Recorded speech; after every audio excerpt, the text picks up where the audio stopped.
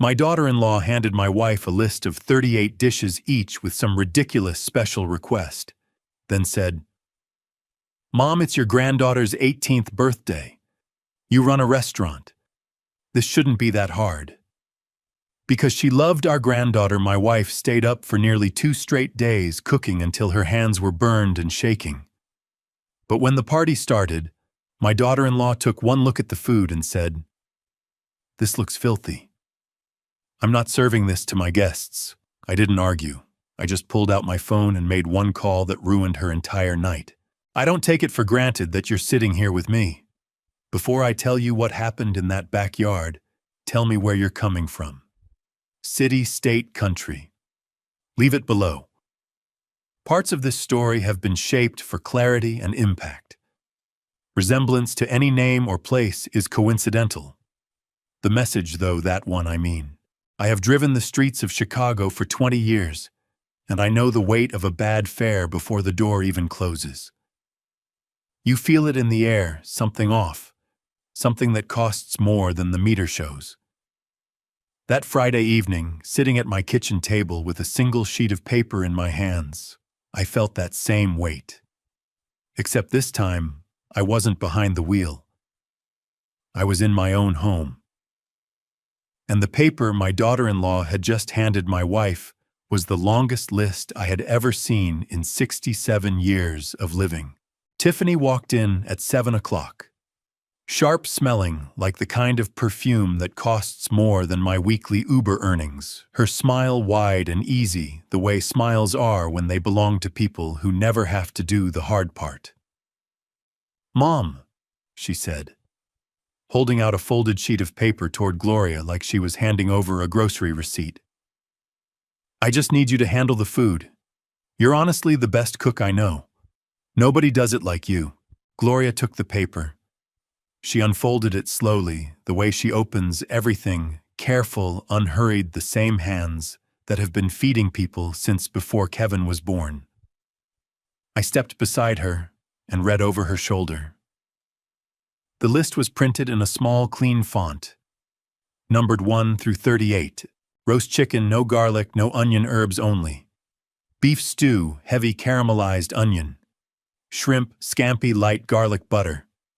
Gluten-free cornbread, dairy-free mac and cheese baked with crust, vegan stuffed bell peppers, beef Wellington medium rare. Chocolate soufflé must be served immediately. Homemade croissants, 3 flavors of macarons, pecan pie, red velvet cake, 3 layers, banana pudding, homemade custard, only no instant, caprese skewers, 75 pieces, lemonade from scratch. My eyes kept moving down the page. Each dish had a note beside it. This one, sweet. That one, no red meat. This one, nut-free. That one, keto. I felt something tighten behind my sternum, not anger, yet something quieter and colder than anger. Gloria looked up from the paper.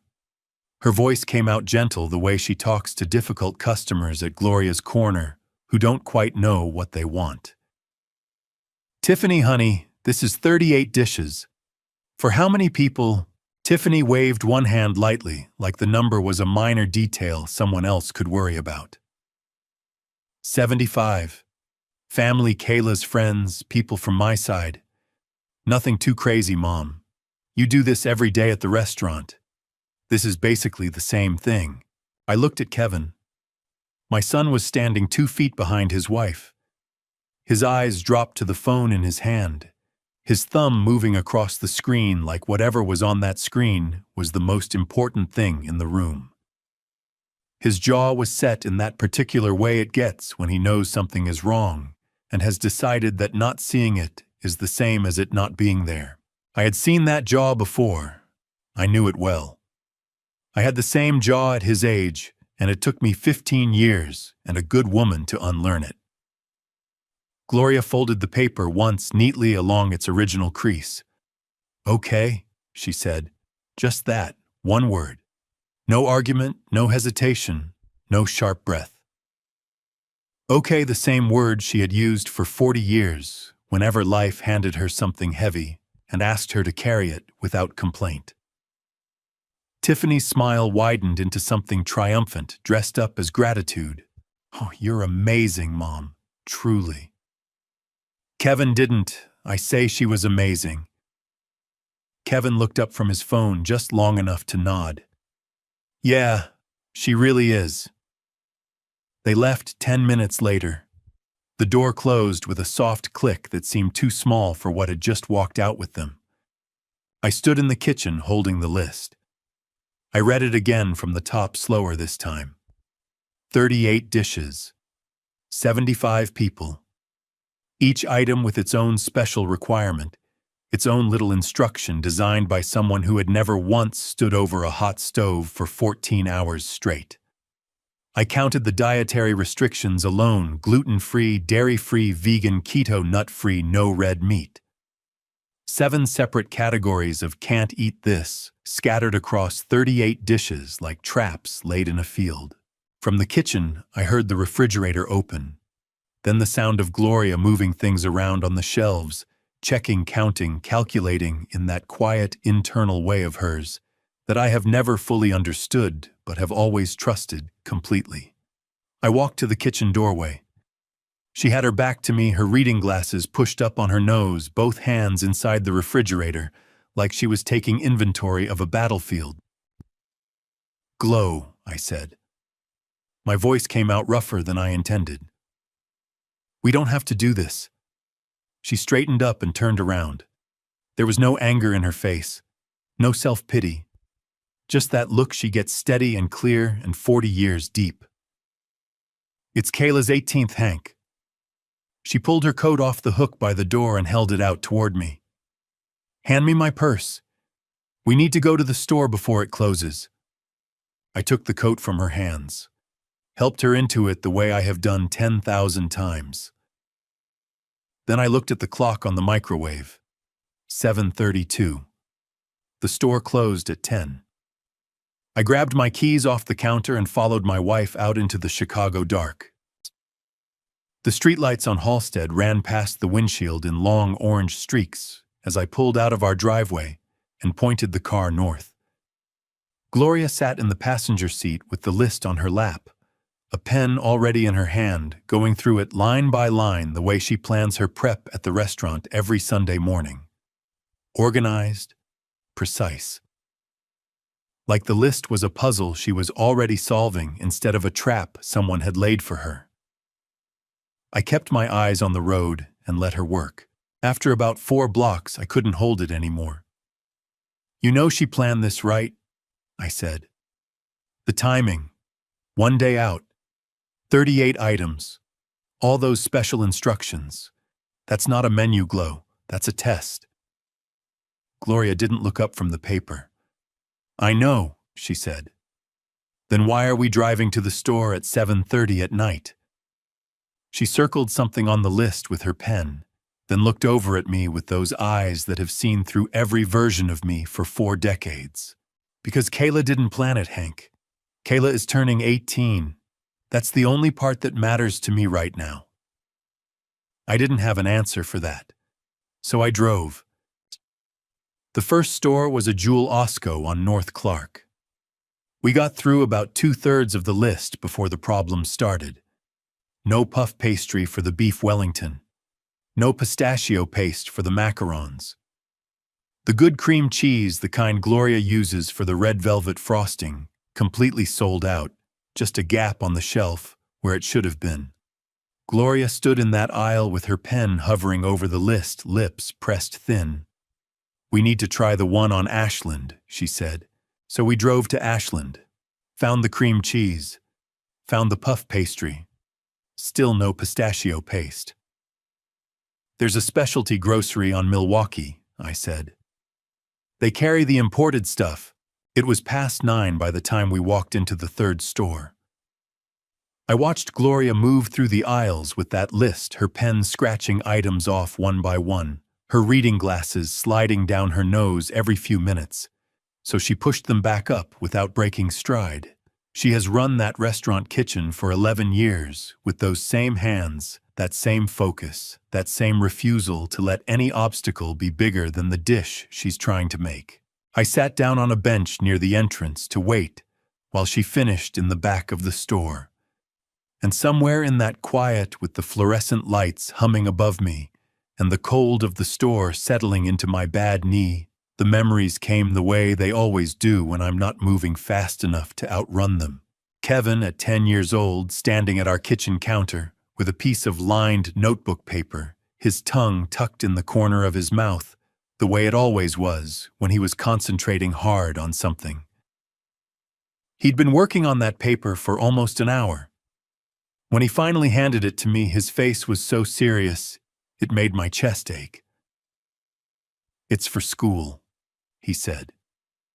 "They asked us to write about our hero." I read it standing in the kitchen. 12 sentences in a 10-year-old's handwriting, every letter printed large and careful. The last sentence read, "My mom feeds everybody and never asks for anything back. That is what a hero does," Gloria cried when she read it. Then she folded it up and kept it the way she keeps things that matter. I thought about that paper while I waited on that bench.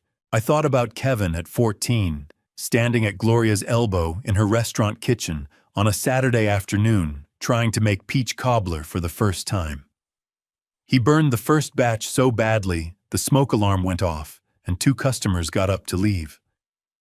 Gloria fanned the alarm with a dish towel, opened the back door, and looked at Kevin's devastated face. "Try again," she said. "That was all. Try again." He did. 3 more times that afternoon, each one a little better than the last. By the time the restaurant closed, he had something that resembled a cobbler.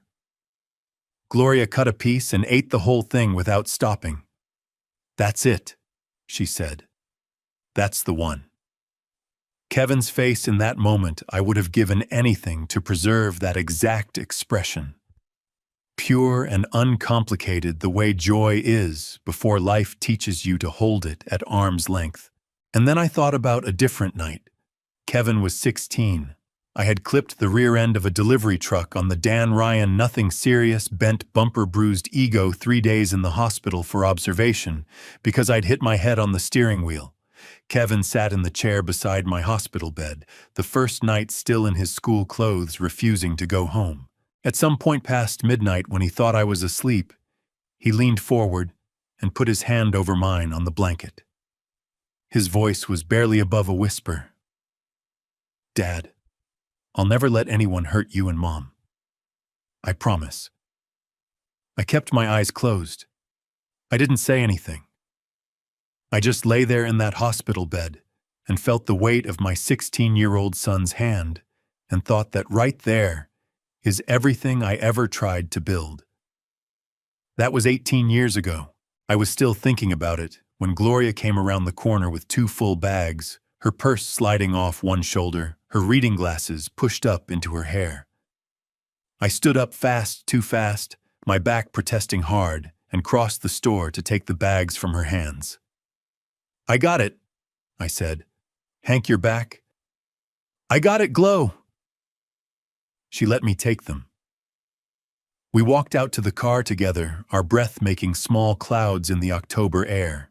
In the car, I looked at the receipt she handed me to put in the glove box. $587. 3 months of tip money from Gloria's corner.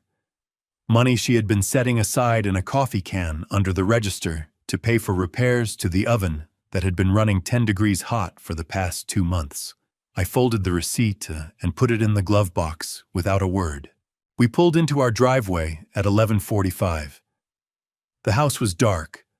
The neighborhood was quiet. Gloria was already untying her coat before we reached the front door. By the time I locked up behind us and came into the kitchen, she had her apron on. The clock above the stove read 11:58. 14 hours until the party. I pulled a chair up to the kitchen island, reached for the coffee maker, and started a full pot. Gloria looked over her shoulder at me, and something moved across her face, not quite a smile, but close enough. Neither one of us said a word about going to bed. When Chicago goes to sleep, it doesn't go quietly. The city hums distant traffic, the rattle of the L train 4 blocks over a siren somewhere on the south end, fading like a held breath. But inside our kitchen that Friday night, the only sounds were Gloria's knife on the cutting board, the low tick of the oven preheating, and the occasional scrape of my chair against the tile when I shifted my weight. She had the kitchen organized inside 10 minutes of tying her apron. That's the thing people don't understand about my wife.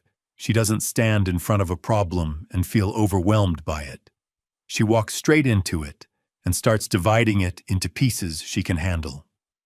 One station for the cold prep salads, cheese boards, the capris, skewers.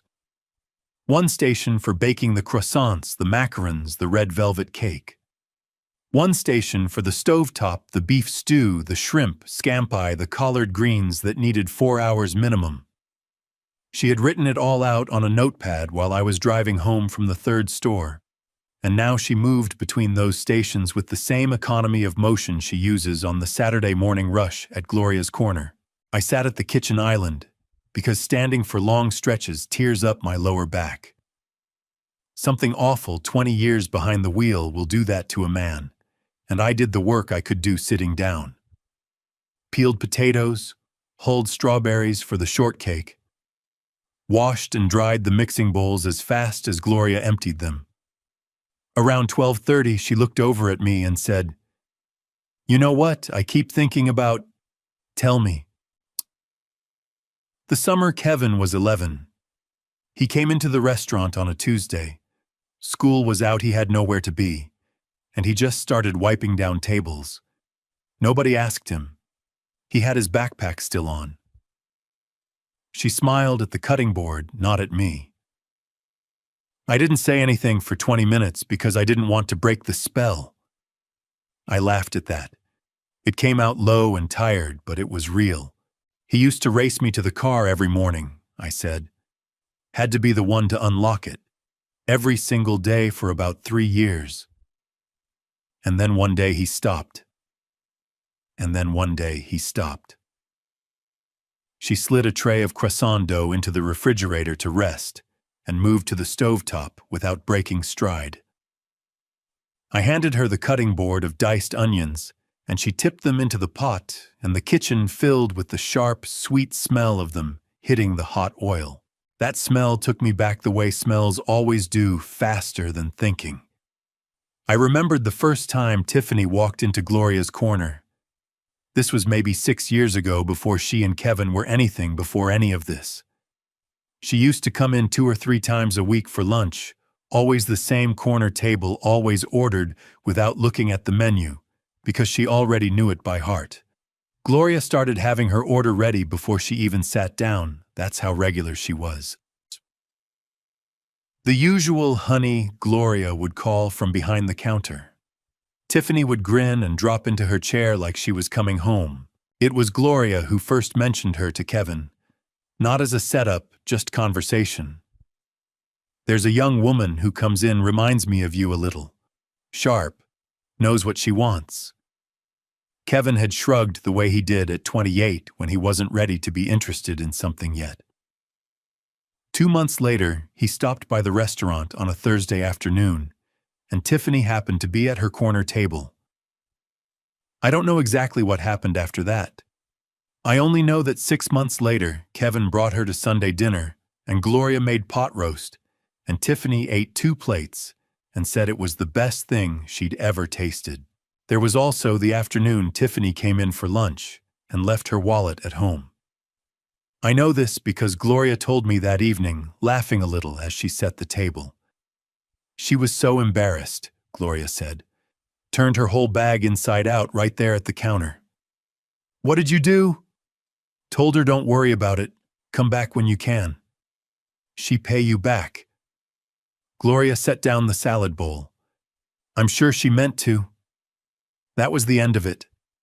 Gloria never brought it up again. I was still sitting with that memory when the phone on the counter buzzed. Gloria was elbow deep in the croissant dough, so I glanced over at the screen out of reflex. The notification preview read, "Tiffany Coleman." Oh, I forgot. Something in my chest went very still. Gloria rinsed her hands, dried them on her apron, and picked up the phone. She read the message without any change in her expression. Then she set the phone face down on the counter, turned back to her dough, and kept working. I reached over and turned the phone face up. Read it myself. Oh, I forgot Linda and Richard don't eat red meat, and Jessie is vegan. Can you add a few more options? Nothing fancy. Thanks, Mom. 5 more dishes. At 11 o'clock at night. With a thanks, Mom, and an exclamation point on the end, like she was asking Gloria to pick up milk on the way home. My back teeth pressed together hard enough to ache. I stood up slowly, one hand on the counter, because the lower back doesn't negotiate at this hour, and refilled Gloria's coffee mug from the pot on the burner. Set it beside her without a word. She reached over and wrapped both hands around it without stopping what she was doing, the way you reach for something you've been reaching for your whole life. The clock above the stove read 11:51. We didn't talk about the message. There was nothing to say about it, that the silence between us wasn't already saying better. I sat back down and picked up the next potato. I don't know exactly when I fell asleep. One moment I was peeling the last of the apples for the cobbler, the next I was somewhere underwater and dark and very far from the kitchen. What pulled me back was a sound, short, sharp, quickly swallowed, like someone catching a breath wrong. My eyes opened. The kitchen was brighter than I remembered. The clock read 4:07. Gloria was standing at the oven with her back to me, her right hand pressed flat against her left forearm, the way you press when something burns. I was on my feet before I was fully awake, my back screaming at the sudden movement, and I crossed the kitchen in 4 steps. Glo, let me see. It's nothing, Hank. Let me see. She turned her hand over. A thin red welt ran across 2 fingers on her left hand, angry and bright. She'd caught the edge of the baking rack, pulling out the croissant tray. Sit down, I said. I can't sit down, I have the soufflé. The soufflé can wait 30 seconds. Sit. She sat.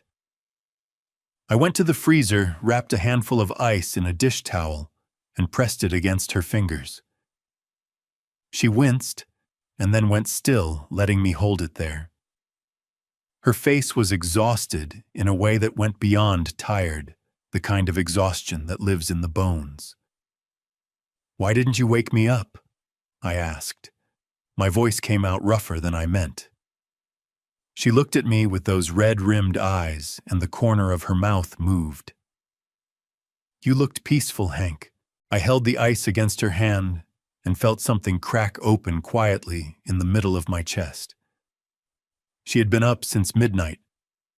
She had let me sleep in a kitchen chair with a dish towel across my lap, like a man who'd earned his rest, and she had burned herself pulling croissants out of a hot oven at 4 in the morning. And her first concern was that I had looked peaceful. After 5 minutes, I made her switch to a cold water cloth and told her to stay sitting while I checked what was left on the list. She didn't argue, which told me how tired she really was. I went station by station. The beef stew needed another stir. The mac and cheese needed its breadcrumb topping before the second bake. The collard greens were exactly where they needed to be, low and slow and perfect. My back hurt with every step. That deep, grinding hurt that starts at the base of the spine and radiates down into the left hip, the kind that 20 years of sitting behind a steering wheel builds up the way rust builds up, slow and invisible, until one day you move wrong and it's all you can think about. I didn't say anything about it. What I was thinking about as I stood over Gloria's stove in the 4:30 dark was the winter of 2019. The restaurant was hemorrhaging money during the shutdowns. Every week, Gloria would sit at the kitchen table with her ledger. She keeps everything in a physical ledger, always has, and I would watch her face as she went through the numbers. She never cried over it. She just got very quiet, which was worse. In March of that year, she called me from the restaurant on a Tuesday afternoon. I was between fares, parked on Michigan Avenue. "Hank," she said, "I think I need to close it." I sat in that car for a long moment, with her voice in my ear and the city moving past the windows. "No," I said. "Hank, the math doesn't. That kitchen is yours, Glo. It's been yours for 11 years. I'll drive as long as my legs work." I paused. "Don't close it." She was quiet for a long time. Then she said, "Okay." I started doing 14-hour days after that, sometimes 16. I ate in the car. I kept a pillow behind my lower back that helped some and not enough. In July, I pulled over on the shoulder of I-90 because the world went gray at the edges, and I couldn't trust my hands on the wheel anymore. I sat there for 20 minutes until it passed. I never told Gloria. I just drove home, ate the dinner she'd kept warm for me, and went to bed. Gloria's corner's still open. That's what I know. I was pulling the last tray of dinner rolls when I heard Gloria behind me. "Hank, come look at this." She was standing at the stovetop stirring something in a pot I hadn't seen her start. The smell hit me before I got there, tomato butter, a low, savory warmth that did something immediate to the back of my throat. Tomato soup, the thick kind from scratch. With a full stick of butter and a handful of fresh basil from the pot on the windowsill. "That's not on the list," I said. "No," Gloria said. "It's not." She reached into the cabinet above the stove and brought out the loaf of sourdough bread we hadn't used, yet started slicing it for the garlic toast that always went alongside. "Kevin used to get sick every winter like clockwork," she said, not looking at me. "3rd grade, 4th grade, 5th grade, every November guaranteed. Sore throat, low fever, wouldn't eat anything." She set the bread slices on the baking sheet. "Except this." I looked at the pot. "I'm putting it at the end of the table," she said quietly. "Near his seat." She didn't say anything else about it. She didn't need to. She moved to the refrigerator and came back with a container of peaches, the good ones not canned, and set them on the counter with the brown sugar and the cold butter she'd been keeping separate. "And this one's not on the list either," she said. "Peach cobbler. Kevin made his first one here when he was 14. Her voice stayed even, but her hands paused on the peaches for just a moment. "Burned the first 3 batches. I never once told him to stop trying." Outside, the first gray light was starting to show at the edges of the kitchen window. The clock read 6:58. Gloria stood back and looked at everything she had built across the length of that night, 38 dishes, plus 2 more, every burner, working every surface covered with something she had made with her hands in the hours when the city was sleeping. Then a small smile crossed her face. Not a happy smile exactly. Something deeper than that. The smile of a woman who has done what she set out to do and is not yet thinking about what comes next. 7 hours, I said. 7 hours, she agreed. I picked up my keys from the counter. Outside, the yard wasn't going to decorate itself. My backyard is 40 feet wide and maybe 60 feet deep. There's a concrete patio, a strip of grass that I keep cut every other Sunday, and a chain-link fence along the back that Miss Dottie's hydrangeas have been slowly claiming for the past 3 years. It is not a grand space. It is the backyard of a man who drives other people places for a living and comes home to a woman who feeds people for the same reason, because someone has to, and because we were built for it. That Saturday morning, standing at the back door with a bag of balloons in one hand and a pack of zip ties in the other, I decided it was going to be enough. I started with the tables. We had borrowed 4 folding tables from the church hall 2 days earlier. I'd picked them up in the truck bed 2 trips, and I'd left them stacked against the garage. I set them up end to end along the length of the patio, then added the 2 from our dining room. 6 tables total, covered with the white plastic tablecloths Gloria had bought in a 3-pack at the dollar store and ironed flat the night before. Then the chairs. 30 of them from the church, the rest from neighbors who had dropped them off when Gloria put the word out on the Block app. I arranged them the way Gloria had sketched on a notepad, 2 rows down each side of the table facing in, so nobody had their back to anyone. Then the balloons. I am 67 years old with a lower back that has been staging a slow protest for the better part of a decade.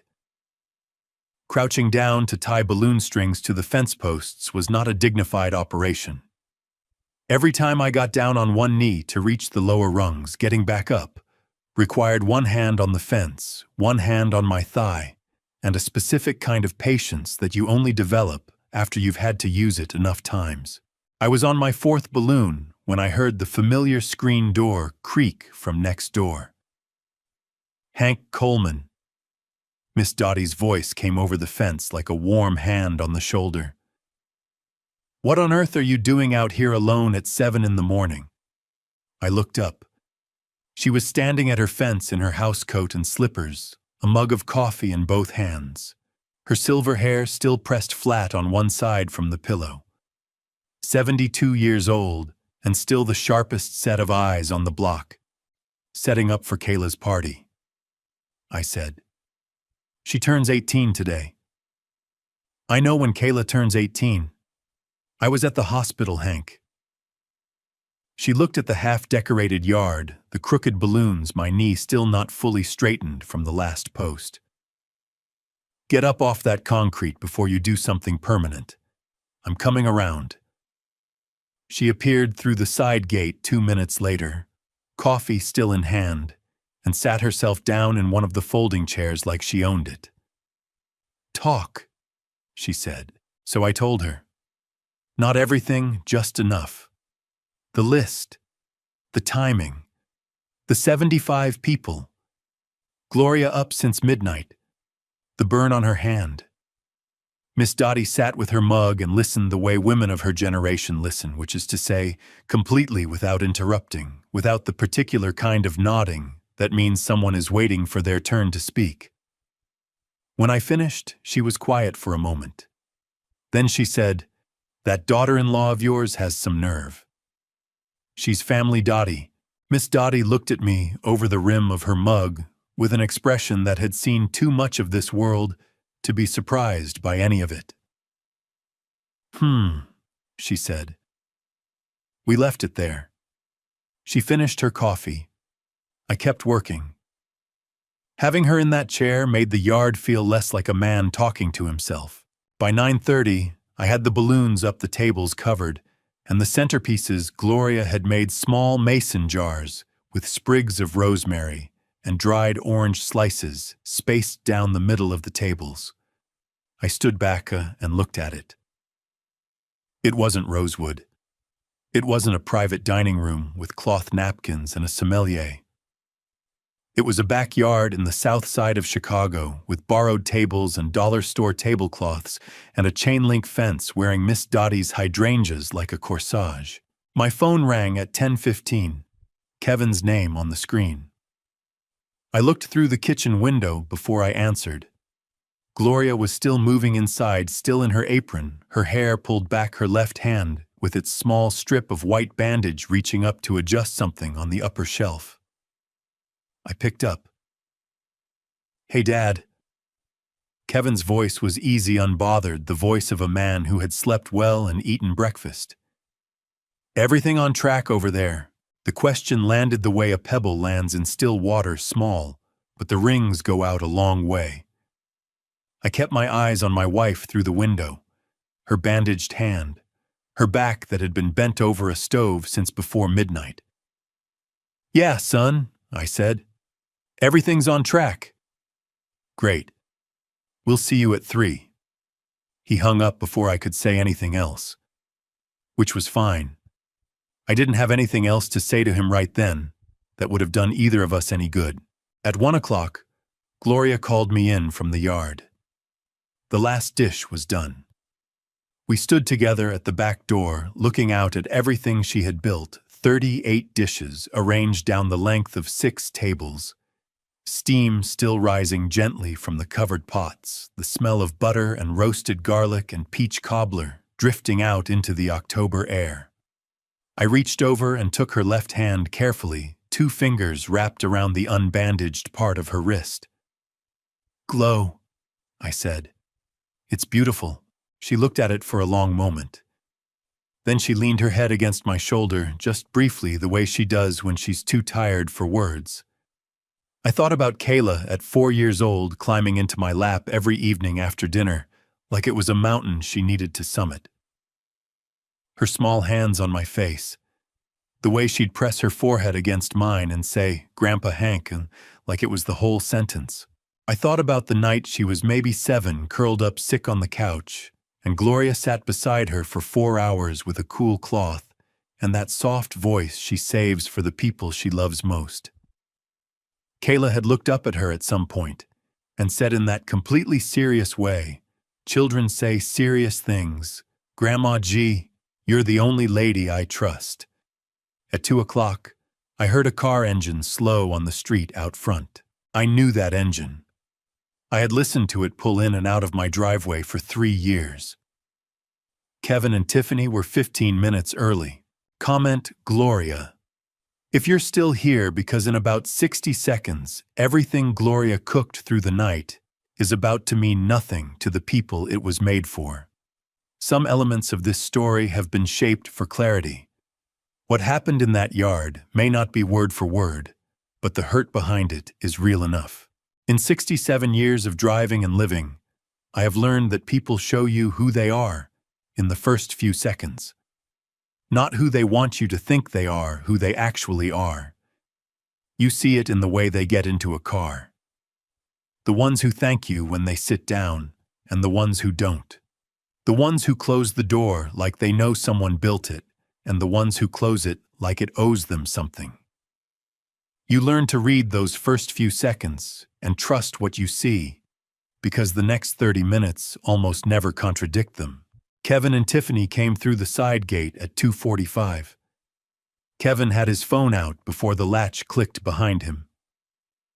Tiffany was already scanning the yard the way a restaurant critic scans a menu, quickly, comprehensively looking for what to find fault with.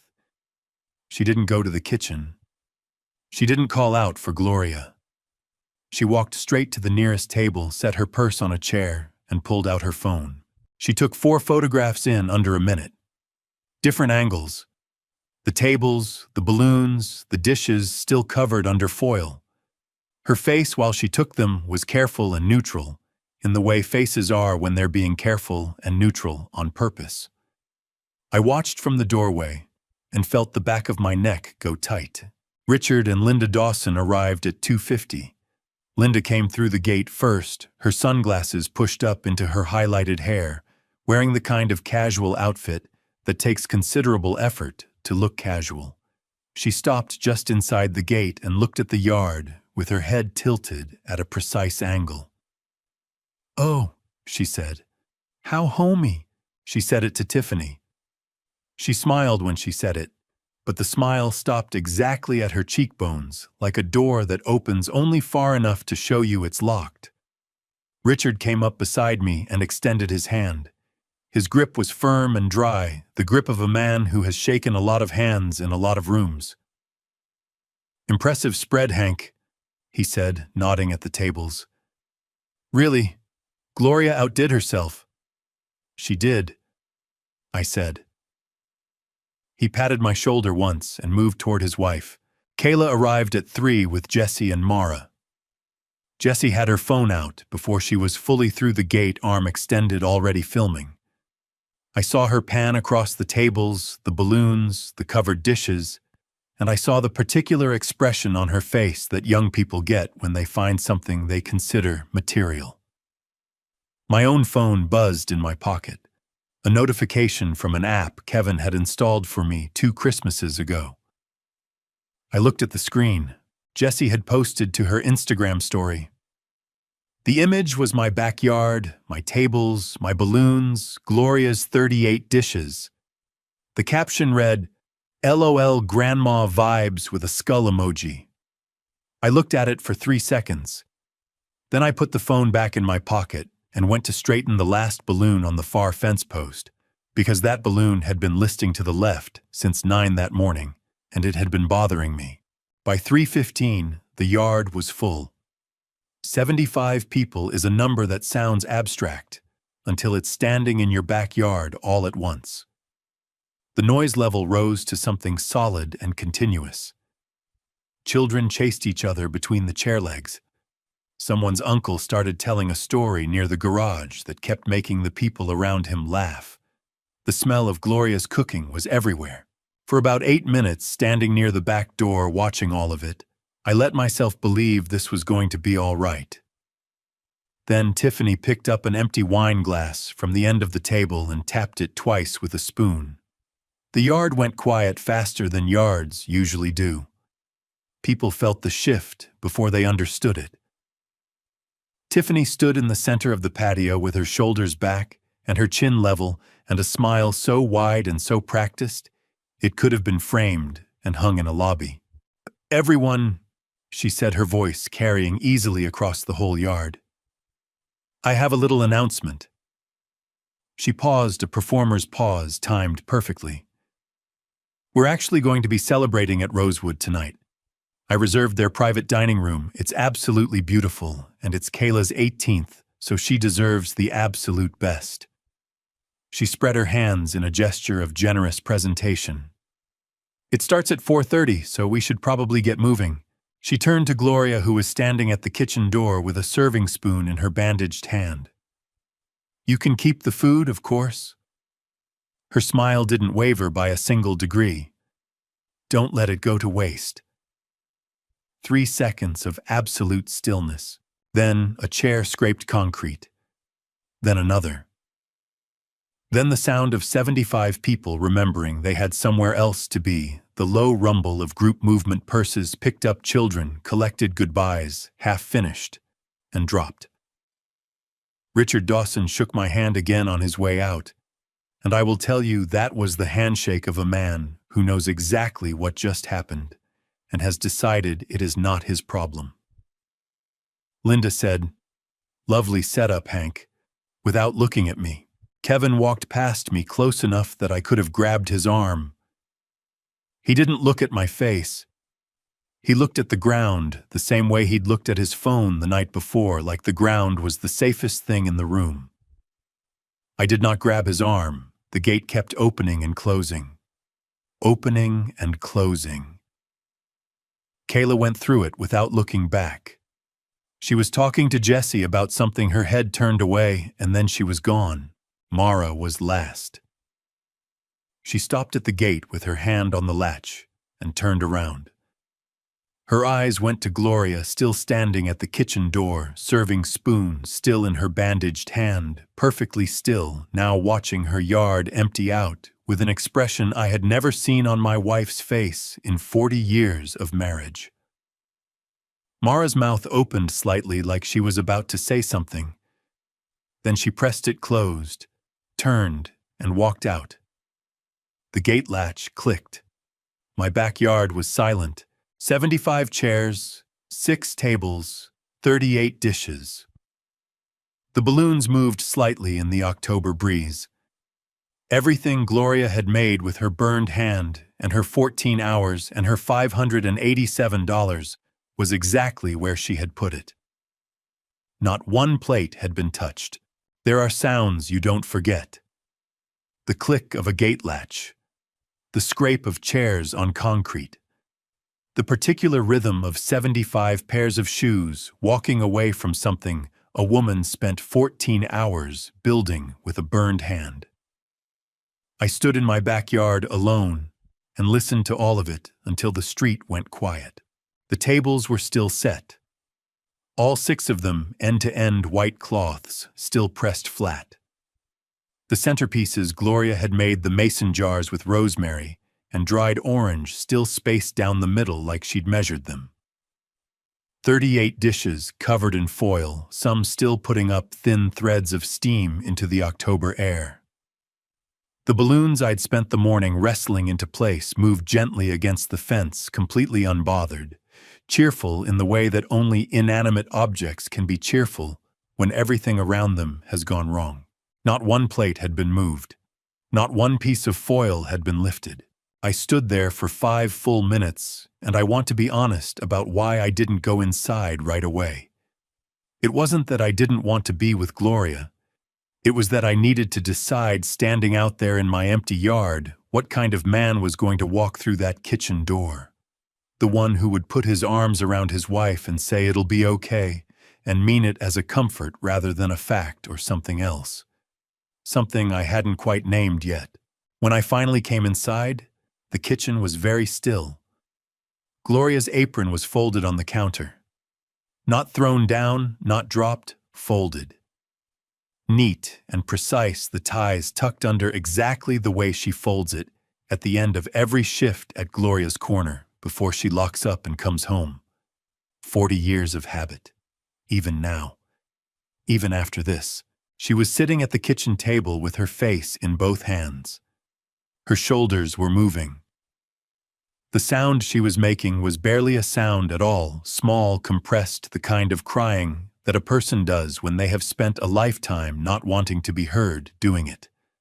I pulled out the chair beside her and sat down. I put my hand on her back between her shoulder blades, and I kept it there. Her shoulders shook harder for a moment. Then she lifted her face from her hands, and her eyes were red and wet, and her cheeks were blotchy, and she looked at me the way she looked at me in the hospital the night our son was born, stripped down to something essential. Hank. Her voice broke on the second half of my name. I burned my hand at 4 a.m. and I kept going. She pressed her lips together hard, fighting to hold the next part in, then gave up. Because I thought if I just did it right enough, if everything was perfect enough. She couldn't finish. Her chin dropped, and her shoulders came up around her ears, and she pressed both hands flat on the table like she needed something solid to hold on to. I know, Glo, I said. I know. She didn't even look at it, Hank. Her voice cracked wide open. Tiffany didn't even lift one piece of foil, not one. I know. And Kayla? She stopped, pressed her fingers to her mouth, took one unsteady breath. That little girl used to fall asleep on my chest. She used to call me Grandma G, I said quietly. I know, and I did know. I knew every version of Kayla that Gloria was seeing right then, the 4-month-old we brought home from Kevin's apartment, when he called us in a panic because he didn't know what to do with a baby, and neither did the woman he'd been with. The toddler who learned to walk, holding on to Gloria's apron strings in the restaurant kitchen. The 7-year-old who once looked up at Gloria with a cool cloth on her forehead and said dead serious in the way children say serious things, Grandma G, you're the only lady I trust. That little girl had walked out of our yard today without looking back.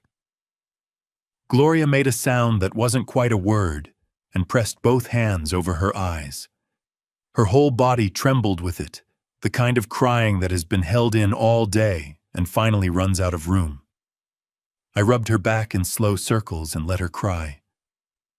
There was nothing to fix right now. There was only this, my wife at our kitchen table shaking with something she had earned the right to feel.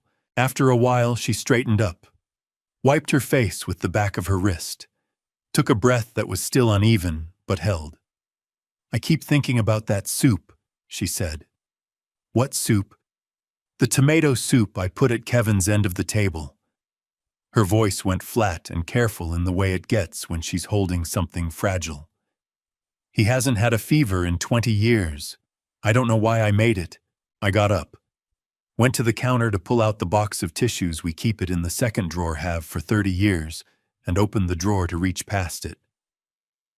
My hand stopped. Under the tissue box, folded once along a crease so old it had gone soft, was a piece of lined notebook paper. 4th grade handwriting. Large, careful letters, the kind a kid writes when he knows something matters. I pulled it out and read it standing at the counter. My hero is my mom. She feeds everybody and never asks for anything back. That is what a hero does. I stood there holding that paper for a long moment. Gloria's crying had quieted behind me. The kitchen clock ticked. Outside, the balloons were still moving in the breeze. I folded the paper back along its crease and put it in the breast pocket of my shirt right against my chest. Then I turned and looked out the kitchen window at the tables, at the 38 dishes, at the foil that hadn't been touched. I reached into my other pocket and took out my phone.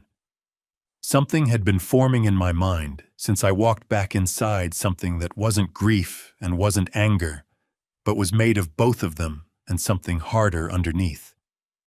I hadn't told Gloria yet. I am not a social media person. I don't post photos of my meals or opinions about the news or updates about where I've been and what I thought of it. I have a Facebook account because Kevin set it up for me 6 years ago, and I use it approximately 4 times a year to wish people happy birthday. That is the full extent of my online presence. But I walked out into my backyard with my phone, and I started taking pictures because someone needed to, and I was the only one left. I photographed every dish, not quickly, carefully. I got the angle right on the beef, Wellington still in its pastry, untouched and perfect. I got the cobbler golden brown, not one spoon mark in the surface. I got the full length of the table, 6 tables end to end, 38 dishes under the October light, every centerpiece still in place, every chair still tucked in. Gloria came to the back door while I was crouching near the end of the table trying to get the mason jars in the frame. "Hank, what are you doing, taking pictures?" She looked at me for a moment. "Why?" I looked up from the phone. "Because someone should."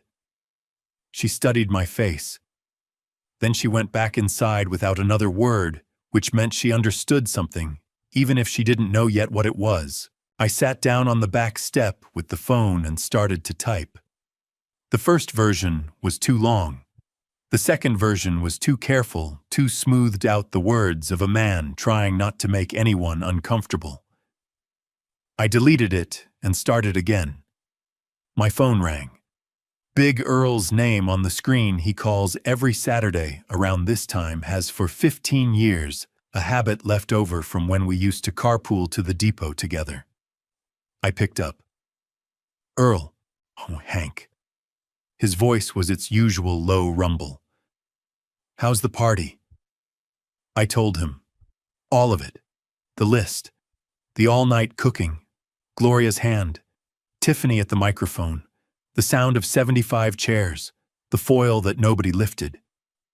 Big Earl was quiet for a moment that stretched long enough that I checked to make sure the call hadn't dropped. Then he said, "Post it, Hank. All of it. Every word." "Earl, every word," he said again. "You let people know what happened in that yard today. Don't clean it up. Don't make it polite. Say exactly what you just said to me." I looked at the blank text box on my screen. "And then what?"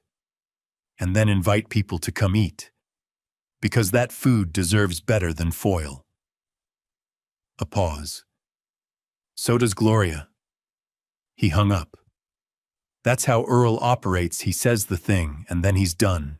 I typed for 10 minutes, deleted twice, typed again.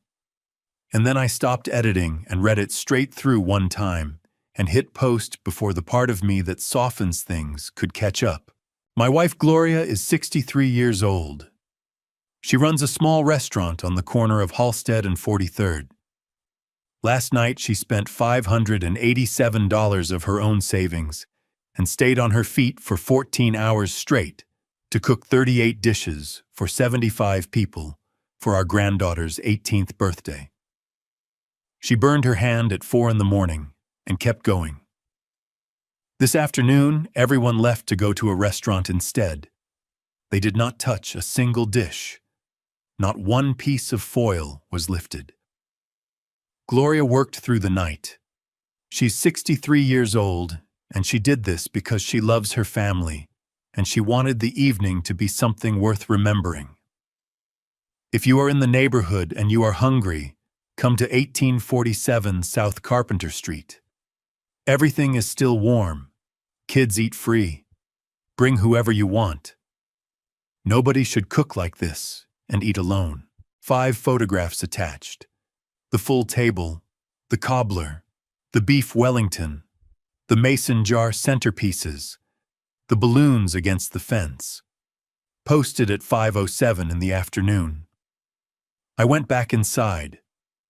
Gloria was at the stove checking the temperature on the stew, her bandaged hand holding the lid.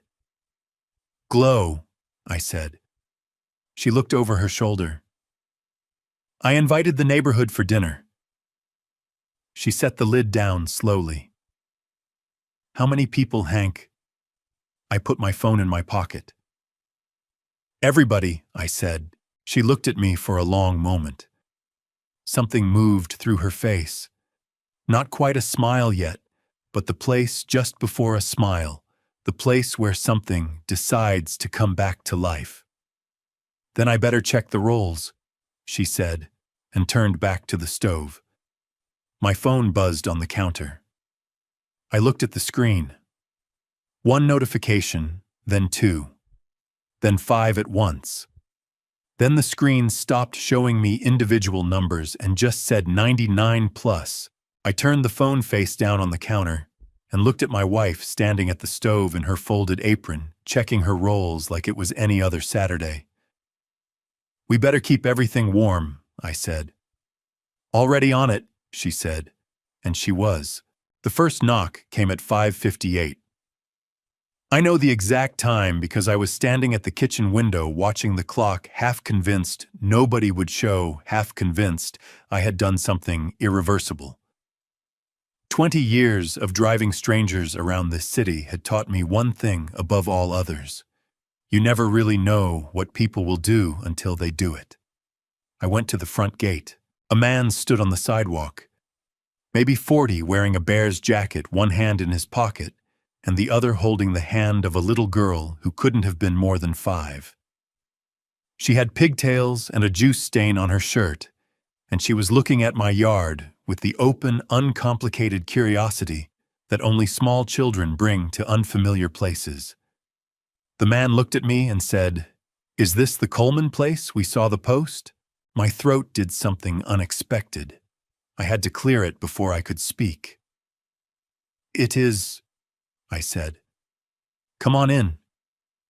I opened the gate wide and he came through, his daughter pulling his hand toward the tables, the way children move toward anything colorful and abundant. He stopped just inside and looked at the spread, all 6 tables, all 38 dishes, the balloons catching the late afternoon light.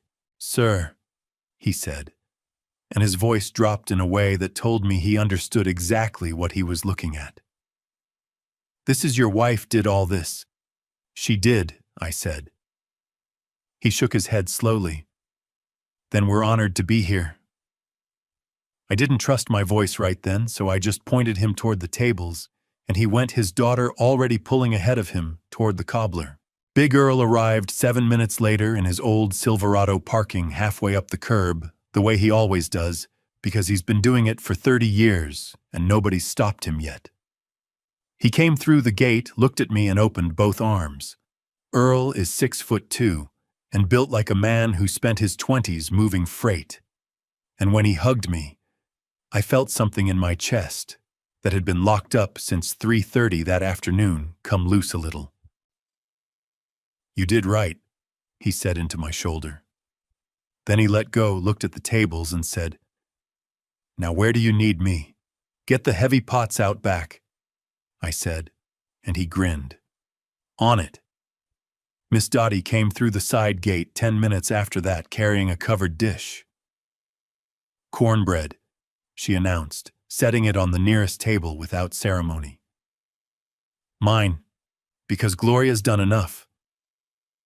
"Dottie, you didn't have to," Hank Coleman. "I have been your neighbor for 19 years. She smoothed her house dress and looked at me over her glasses. "Don't tell me what I have to do." She took up a position at the end of the nearest table and started serving, and that was that. They kept coming. A woman from down the block, who had eaten at Gloria's corner every Friday for 11 years. Two brothers from the apartment building on the corner who brought their kids and a case of juice boxes. A young couple who had seen Big Earl's share and driven over from Pilsen.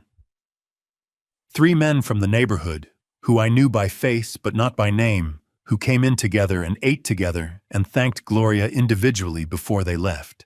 And then a man in his 60s gray coat, no car, who came up the block on foot and stopped at the gate and looked at the yard like he wasn't sure he was allowed in. I went to him. "Come in," I said. "Everyone's welcome." He looked at me. His eyes were tired in a particular way. "I don't want to impose." "You're not imposing. You'd be doing us a favor." I held the gate open. "My wife cooked enough for 100 people. Help us make a dent." He came in. I watched Gloria see him from across the yard, watched her take in his coat, his eyes, the way he held himself, and without a word, she picked up a plate, filled it herself, and carried it over to him personally. "Sit wherever you like," she told him. "Everything's hot." He sat, he ate.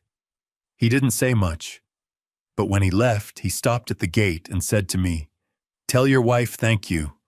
I mean it."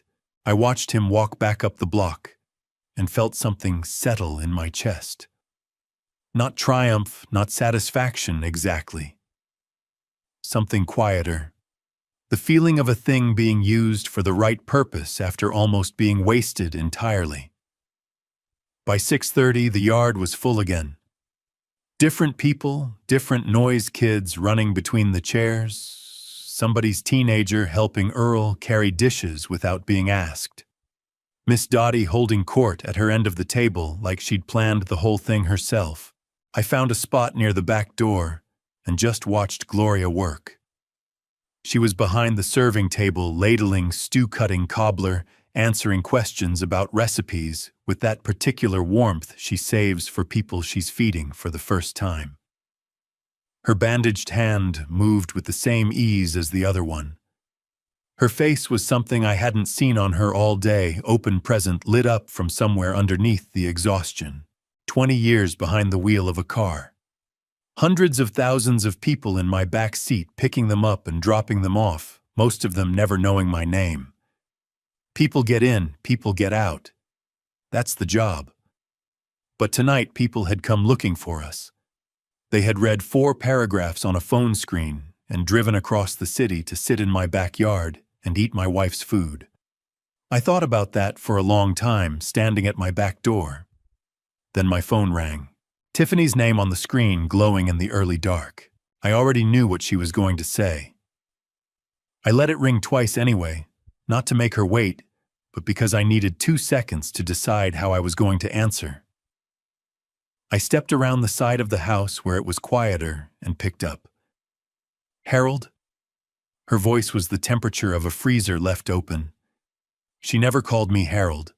Nobody called me Harold except my mother, and my mother had been gone for 11 years. "I need you to take that post down. Right now." "Hello, Tiffany. This is embarrassing for this entire family. Do you understand what's happening right now? People are tagging us. Kevin's getting messages. Sandra from my office saw it. Take it down." I let her finish.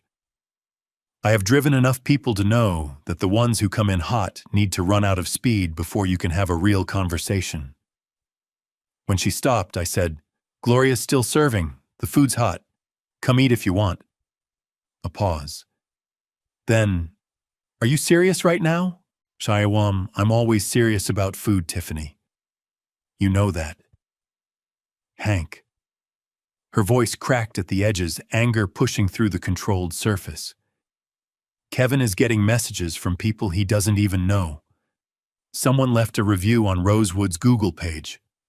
This is out of control." "What did the review say?"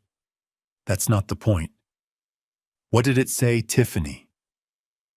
Another pause. Longer this time. It said that a family abandoned a 63-year-old woman's home-cooked meal to go eat at a restaurant. Her voice went flat. And that the restaurant wasn't even that good. Well, I said, that's accurate. She made a sound that was either a laugh or something that had given up trying to be one. Hank, please just take it down. We can figure this out. Kevin will come over tomorrow. We'll talk. Tiffany, I said. I'm going to go back to my guests now. Your guests. You invited strangers to your house, Hank. I invited people who were hungry. That's what Gloria does. That's what she's always done. I looked toward the backyard, toward the noise and the light coming over the fence. The post stays up. Come eat or don't. But I need to go. I hung up. She called back in under a minute. I watched her name light up the screen 4 separate times over the next 20 minutes, while I helped Earl carry the empty serving pans inside. I did not answer. What I learned later from Earl, who learned it from his daughter, who is 19 and apparently monitors these things professionally, was that my post had been shared more than 4,000 times by 9 o'clock that evening. Someone had found Rosewood's name and their Google reviews page had been flooded, most of them 1 star, most of them mentioning Gloria by name. Someone else had found Tiffany's Facebook profile and tagged her directly in my post. Kevin had turned his phone notifications off sometime around 7. Big Earl's share had been picked up. First, he had written exactly 1 sentence under my post before sharing it. This man's wife cooked all night. Come eat, bring the kids.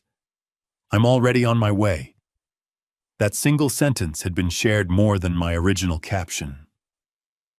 I found out about most of this later. What I know from being there is what happened in my backyard. At 5:15, before the Tiffany calls, before I knew about any of the sharing, a girl appeared at my gate alone. I recognized her. Mara, one of Kayla's friends.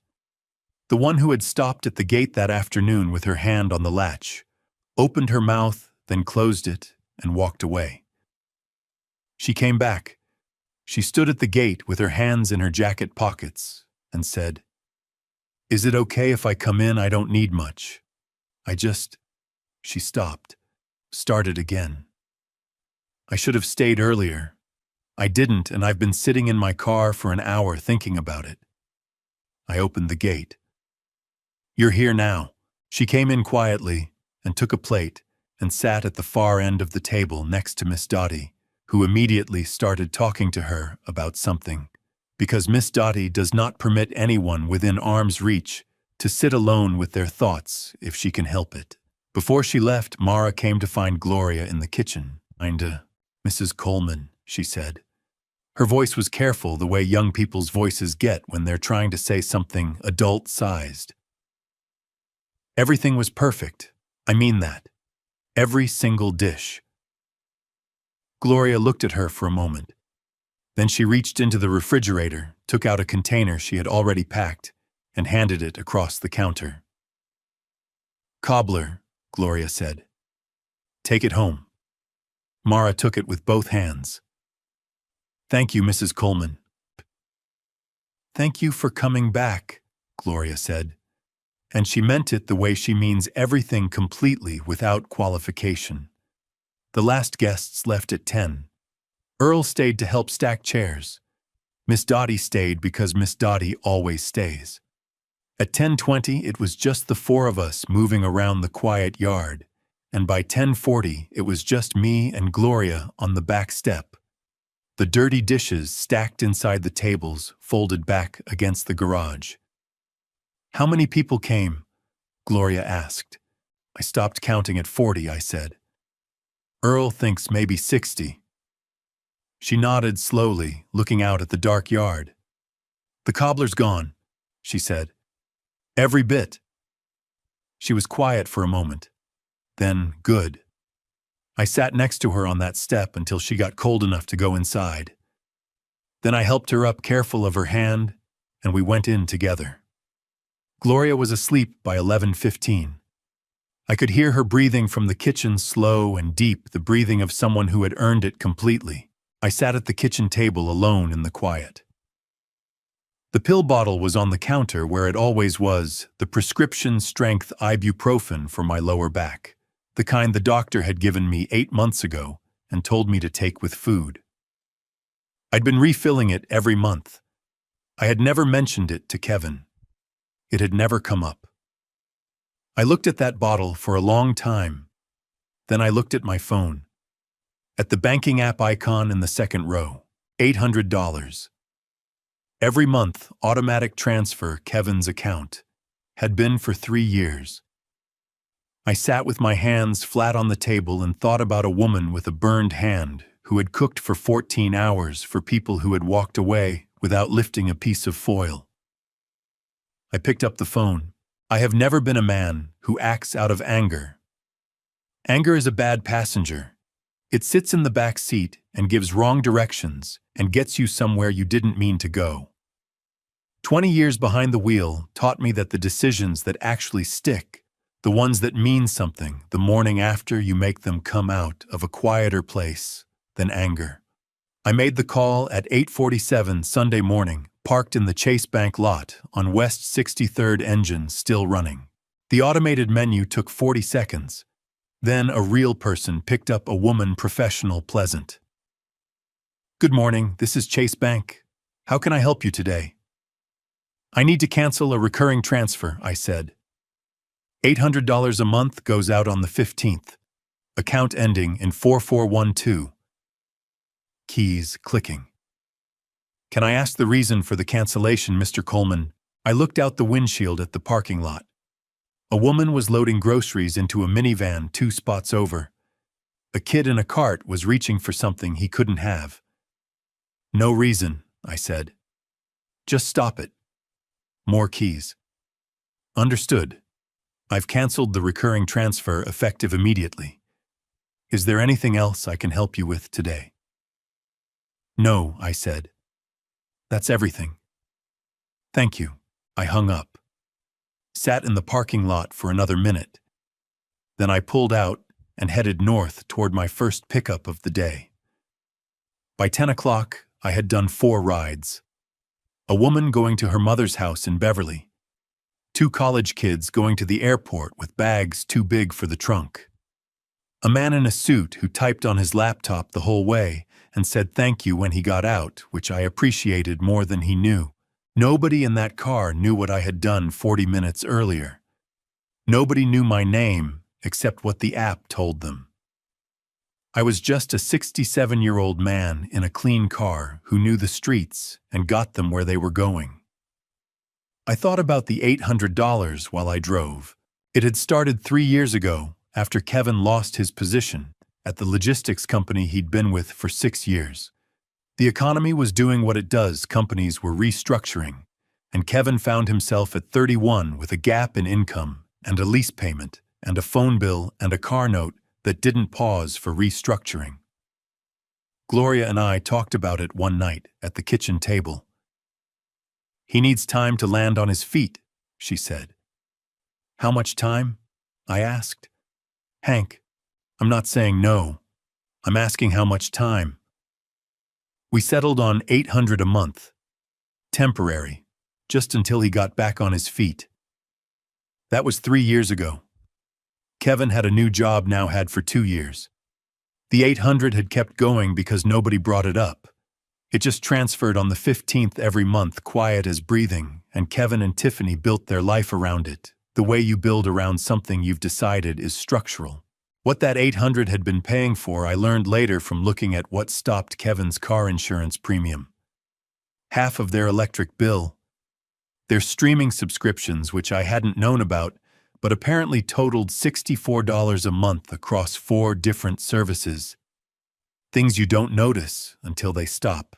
I pulled into a gas station on my lunch break and sat with the engine off. My back was tight. It gets that way by noon when I've been sitting for 4 hours straight, a specific grinding pressure at the base of the spine that radiates into the left hip when I shift wrong. I reached into the back seat for the small heating pad I keep there and pressed it against my lower back through my shirt. Big Earl had asked me once, maybe 6 months ago, sitting in my driveway after a Sunday dinner, "Hank, you still behind that wheel?" "Every day," I said. "You ever think about stopping? I think about it. And then I think about the mortgage and I stop thinking about it." Earl had looked at his hands for a moment. "Gloria know how bad your back is." Gloria knows enough. Kevin had never asked. Not once in 5 years of watching me come home stiff-legged and reach for the ibuprofen before I took my jacket off. Not once. I drove until 4. Then I went home. Gloria was at the stove when I came in making soup from what was left of yesterday's vegetables. The kitchen smelled like onion and thyme and the particular comfort of a Sunday afternoon. "I canceled the transfer," I said. She kept stirring, did not turn around immediately. Then she set the spoon down on the rest, wiped her hands on her apron, and turned to face me. "Okay," she said. One word. The same word she had used when I told her I was going to keep driving after the doctor told me about my spine. The same word she used when I told her we weren't going to be able to take a vacation that year or the year after. The same word she uses when she has decided that something is right, and she trusts the person who decided it. I sat down at the kitchen table. "You're not going to argue with me," I said. She picked up her spoon and turned back to the stove. "My Hank," she said. "That man called his father the morning of the party and asked if everything was on track, like he was calling a caterer." She stirred once, slowly. $800 was the least of what he owed us yesterday, and he still hasn't paid the rest. She didn't say anything after that. She didn't need to. I sat at the table and listened to the soup and thought about a 15th of the month that was going to feel very different in Kevin's house than it had ever felt before. I wasn't there for that moment. I was in my car finishing a late afternoon ride when my phone rang with Kevin's name. I knew this call was coming. I just didn't know which of them would make it first. It was Kevin, 7:43 in the evening, the 15th of the month. I was 3 blocks from home, last ride of the day, dropped off radio off, just the sound of the engine and the city. I pulled over before I answered. "Hey, Dad." His voice was careful, not angry, yet careful. The voice of a man who has just looked at something that doesn't add up and is trying to figure out if he read it right. "Kevin. So, a pause. "The transfer didn't come through this month." "I know," I said. Another pause. Longer. "Did something happen with the account? Like, did something—" "Nothing happened with the account," I said. "I canceled it." The silence on his end lasted 3 full seconds. I counted them. "You canceled it," he said. "That's right. Dad." His voice shifted, the careful layer peeling back something rawer underneath. Can we talk about this? Because Tiffany and we were counting on—" "I know what you were counting on, son," I said. "That's the problem." I heard him exhale, heard him moving footsteps, a door, the sound of him stepping somewhere private. "Dad, I know I know it didn't go the way anyone wanted." "Kevin," I kept my voice level. "Your mother cooked for 14 hours. She burned her hand at 4 in the morning and kept going. When you walked out of that yard, you walked past 38 dishes she made for you. A beat. You didn't look at them." The line was quiet. "I hear you," he said finally. "I do. But taking away $800 isn't going to fix— I'm not trying to fix anything tonight," I said. "Good night, son." I hung up. I sat in the car for a while after that. The streetlights were on. Someone walked a dog past my bumper. A city bus groaned past on the cross street. Then Tiffany called. I let it ring 3 times. Then I picked up because Tiffany deserved to say what she needed to say, and I was tired enough that I didn't have the energy to be unkind about it. Harold. Her voice was vibrating, not crying, but close to the frequency of it all, the controlled surface finally showing stress fractures. You cannot do this. We have bills. We have a lease. Kevin's car insurance renews next week, and we were planning around that money. I know, I said. That's useful information. This is not you're punishing us. Like children. You're actually punishing us. Tiffany. I said. Gloria worked 20 hours. She burned her hand. She spent nearly $600 of her own savings. Your parents stood in my yard and called her cooking homie. You announced a restaurant reservation in front of 75 people without telling us. I paused. And you walked out without touching a single plate. Not one. Another pause. I think we're even. She made a sound like something breaking open very quietly. So what do you want? Her voice cracked on the last word. What is it going to take, Hank? Tell me. I don't want anything from you right now, Tiffany. I want you and Kevin to sit with what happened. That's all. We can't sit with it. We have. Good night, Tiffany. I hung up. She called back 4 times.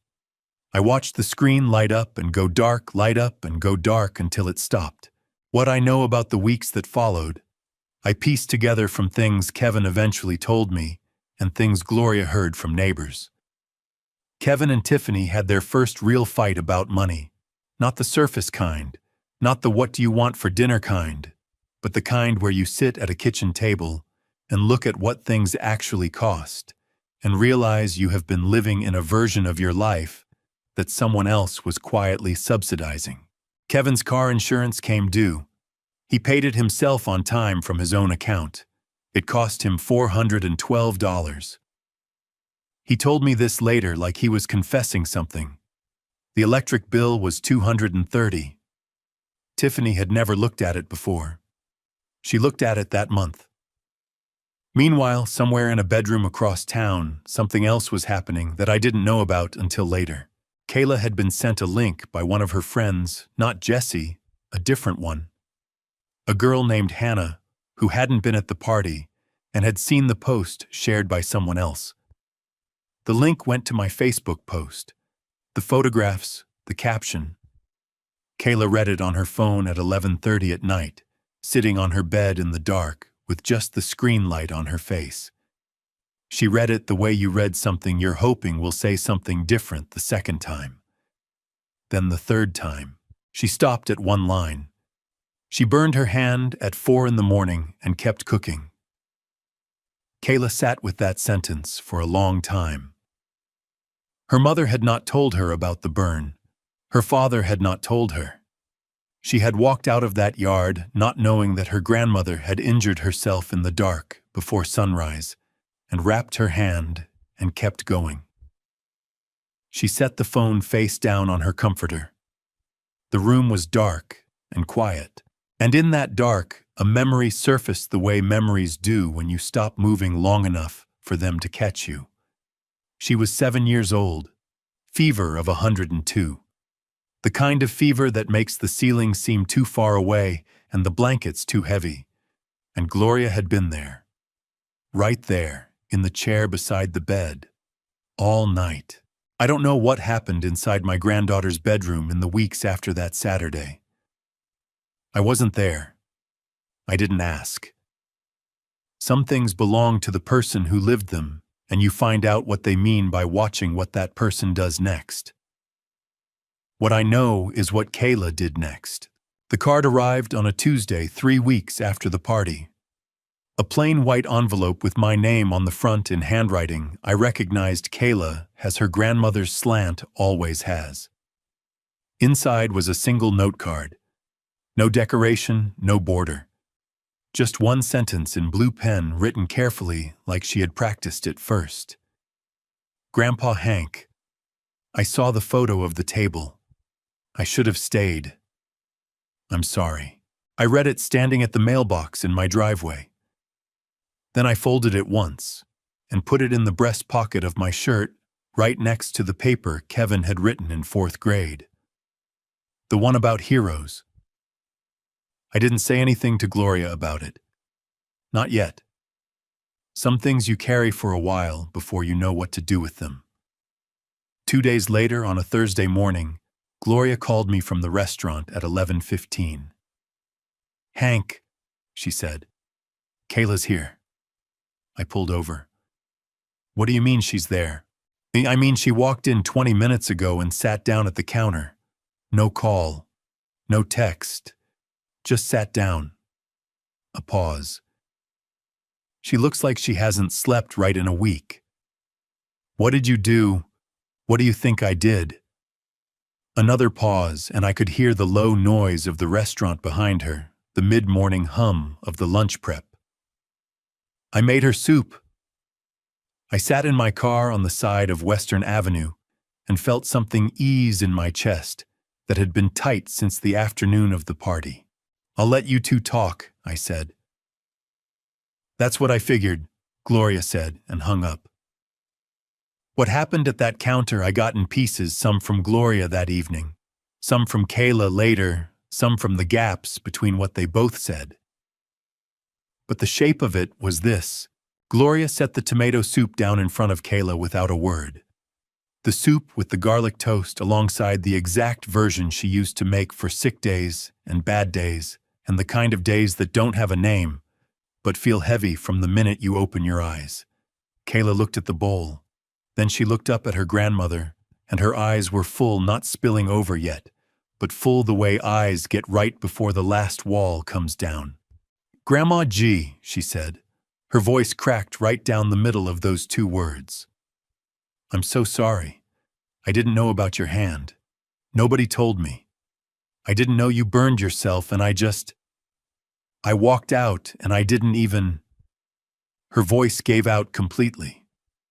She pressed both hands over her mouth, her shoulders pulling up around her ears, tears finally spilling down in 2 straight lines. Gloria came around the counter. She sat down on the stool next to Kayla, not across, not behind, right next to her, and took both of Kayla's hands in hers, the left one still faintly pink at the fingers where the burn had healed. "I know, baby," Gloria said. "I know you didn't. I should have stayed." Kayla's voice was muffled behind her hands. "I should have said something. Everyone was leaving, and I didn't..." "Kayla." Gloria's voice was firm and soft, at the same time the voice she uses when she means every word. "Look at me." Kayla looked up.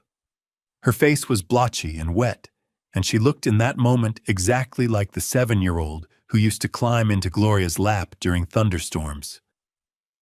"You're here now," Gloria said. "That's what counts." Kayla pulled in a breath that shook on the way down.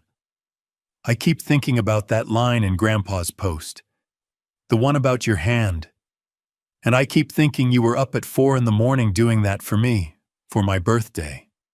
And You were 18, Gloria said gently. And you were following the current. That's what 18 does." She squeezed Kayla's hands once. "The question is what 20 does, and 30, and every year after." Kayla wiped her face with the back of her wrist. Is there something I can do to help? I don't want money. I just want to..." She started again.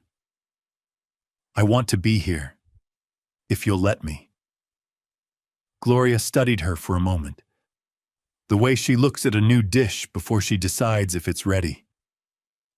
"You start Saturday," she said. 6 in the morning. Don't be late." Kayla let out a breath that was half laugh, half sob. "I won't be late. And Kayla." Gloria stood up, smoothed her apron. "Eat the soup before it gets cold. I didn't make it twice for nothing." Kayla laughed for real that time, a short, watery sound, the kind that comes out when you've been crying and something catches you off guard. She pulled the bowl toward her and picked up the spoon. Gloria went back behind the counter and started on her lunch prep, and for a few minutes, the only sounds in the restaurant were the knife on the cutting board and the quiet scrape of a spoon in a bowl. That Saturday, Kayla showed up at 5:58 in the morning, 2 minutes early. She had her hair pulled back and a pair of non-slip shoes that still had the sticker on the bottom. Gloria put her to work immediately, wiping tables, stocking napkins, rolling silverware into paper sleeves, the way the restaurant does it, tight and neat. Kayla worked without complaining and without stopping and without checking her phone once in 4 hours, which Gloria told me later was the thing that impressed her most. At the end of the shift, when the lunch rush had cleared and the last table was being reset, Gloria called her into the kitchen. On the counter sat a bowl of fresh peaches, a block of butter-brown sugar, a bag of flour. "You're going to make cobbler," Gloria said. Kayla looked at the ingredients. "I've never made cobbler." "I know. That's why I'm going to show you." Gloria tied her own apron strings and looked at her granddaughter. "Your father made his first one right where you're standing. He was 14. Kayla looked at the counter, then back at her grandmother. "Was it good?" It was terrible," Gloria said. "He burned it 3 times before he got it right." She handed Kayla an apron. "Try again is not a punishment. It's just how you learn." Kayla took the apron, tied it. The first batch burned at the edges, too much butter, not enough time on the middle rack. Gloria looked at it without expression. "Try again," she said, and the way she said it, steady, unhurried, not disappointed. Kayla told me later that in that moment she understood something she couldn't quite put into words. That her grandmother had been saying that exact phrase her whole life, to every person she had ever loved, and that it was the most patient thing she had ever heard from anyone. There are things people only see after they've lost them. I have driven enough passengers through enough bad neighborhoods of their own lives to know that this is one of the most reliable facts about human beings. We are not built to notice what stays. We notice what leaves. I think my son started to see clearly around the 4th week after the party. I know this not because he told me Kevin has never been a man who leads with what he's feeling, but because of what he did. And because of what Tiffany told Gloria later, when the two of them were finally in the same room, long enough for the real conversation to happen. What Kevin did was this: he found an old photograph. He called me on a Wednesday evening out of nowhere, no let-up. "Hey, Dad. Kevin." I was in the kitchen, Gloria already in bed. "Everything okay?" "Yeah, a pause. I found a picture on my phone. Old one. I'm in Mom's restaurant. I've got an apron on and there's flour on my face and I look about 11 years old." "I took that picture," I said. "I figured." Another pause. "I forgot I used to go in there after school." "Every day for about 4 years," I said. "Unless you had practice." Kevin was quiet for a moment. Then, "Did she ask me to do that? Come in and help?" I can't remember if she asked. "She didn't ask," I said. "Then why did I do it?" I thought about that for a second. "I think because you wanted to be where she was, and because you could see she needed the help, and it didn't occur to you to wait to be asked." I paused. "You were a good kid, Kevin." The line was quiet. I heard him exhale, long, slow, the exhale of a man setting something down that he's been carrying without knowing it. "Dad, I keep thinking about something you used to say." His voice was lower now, stripped down. "When I was a teenager, you used to say you'd say that Mom feeds people, that it's her superpower."